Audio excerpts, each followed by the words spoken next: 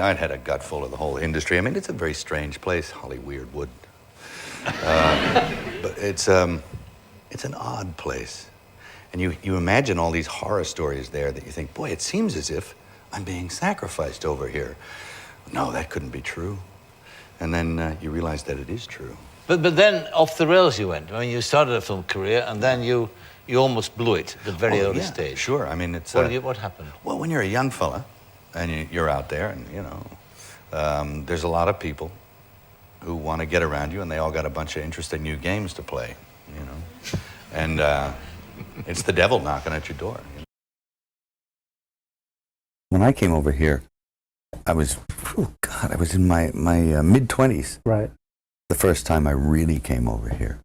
You know, I had a whole bunch of weird paranoid suspicions about what the hell was going on because there was a lot of stuff I couldn't understand. Right. And nobody was really bothering to explain it to me.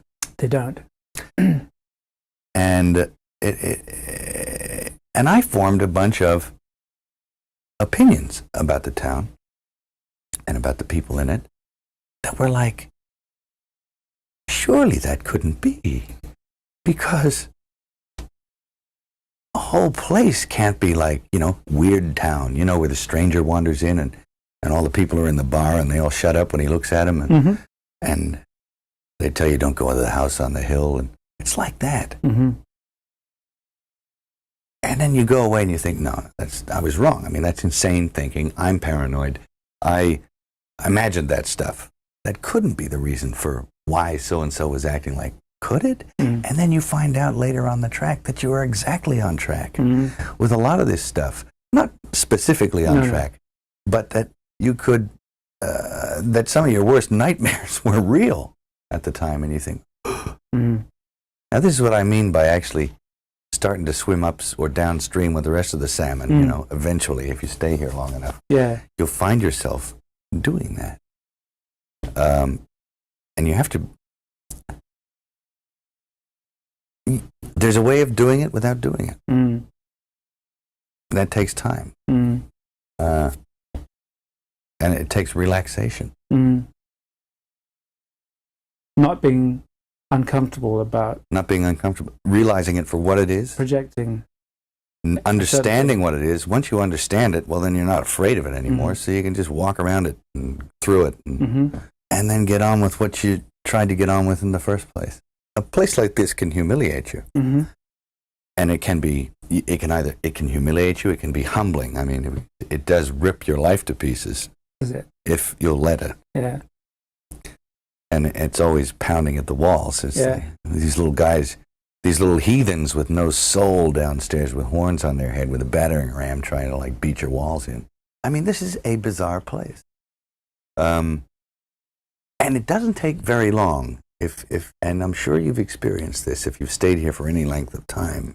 You come in, you're fresh from the outside, you're off the boat, from the farm, still got shit on your shoes, you're in here, people are charmed by that, that you've still got shit on your shoes. They're charmed by the fresh approach you bring to it, and that's a real thing. But they're also stroking the shit out of you, you know, licking you all over. And that's kind of good for you, too. It's great. But it doesn't take very long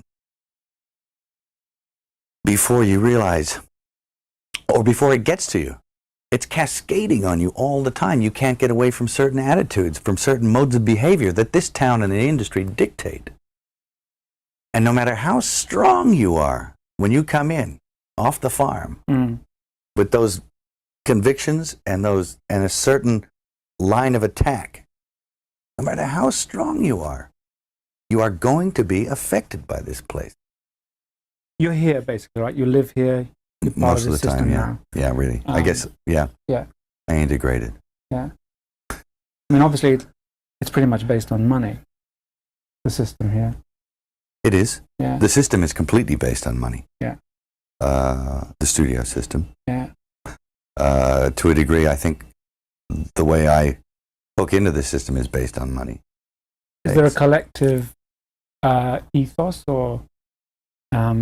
somebody once said my problem was I didn't understand the social contract here. I now understand what that means. Yeah. Do you understand it?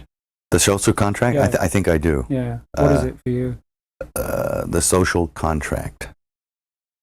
You can't get mad. Mm-hmm. You can't get mad. You can't let it get you, because you have to make a deal with everyone else, and it's almost unspoken that you are going to be fucked over at some point by people who you may have done something nice for. Mm. And it may happen that by circumstance, or even very purposefully, that you fuck someone over. But that shouldn't get in the way of you being able to sit down and have fun with them. Am I on the right track? Absolutely. You can't build a resentment about it. Mm. You have to still try and love those people. Yeah. Because that's the way they're thinking. Because it ain't personal. No, it's not personal. They don't really mean to hurt you. No. Not really. I don't quite understand. Well, I mean, there's a lot of motivations for why it happens. Yes, many.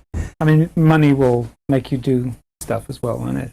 I mean, Yes. one, them, us, Yes. you know. Yeah, well, whoever. If there's many millions riding on a decision, it's hard to be philosophical. Yes. Yeah. Yeah, very, very hard. Very hard to be, you you have to choose what level of integrity you're coming in at. And Okay. and I've often felt it. I've sat there and I have felt the knife slipped firmly in between my shoulder blades and tried to have it shoved through the other side through my heart. Christopher Walken, first time I ever did a casting session in America, Yeah. terrified me. Me too. I mean, fucking hell. I came to meet the guy. They said, oh, he's flying in from God knows where. Yeah, but he didn't miles. need a plane, right? Yeah. It's like He didn't need a plane. He came in, he was doing all the kind of Scorsese stuff. And I said, have you had a chance to read the script? And he looked at me and he said, do you like my face? And I went, yes. And he said, but that's fucking great, because if you don't, get De Niro. Fuck you, I'm out of here. And stood up and walked out.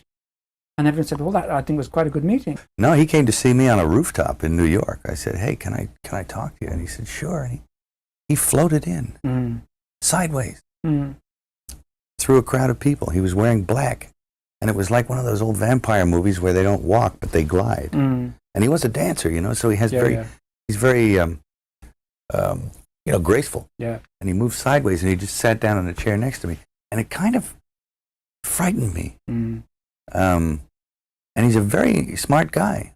And we started talking, and I didn't, say much of anything about reading the script, nothing. I just started talking about the Middle Ages, and he began to talk tortures. And we swapped tortures, because I'd read this book on torture, and I tried to recall some of the most heinous things I'd ever read in this book, and he was like, oh, and he'd try and top it. And my assistant was there, and he left because he couldn't stand it anymore. Yeah. The air had turned cold. And then he left, and I wanted to leave. And because I knew that I didn't want to work with him. Yeah. And he was getting scary. Yeah. And then I turned around, and it was on top of the Peninsula Hotel. I turned around to avoid his steady gaze at one point. Yeah. And I was looking at a building with the top of the sixes on it. So there was a huge illuminated 666 in red. Yeah. And I went from that to that to that, and he started smiling. Yeah. And I thought, oh no, Chris Walken is the Antichrist, Yeah. Yeah.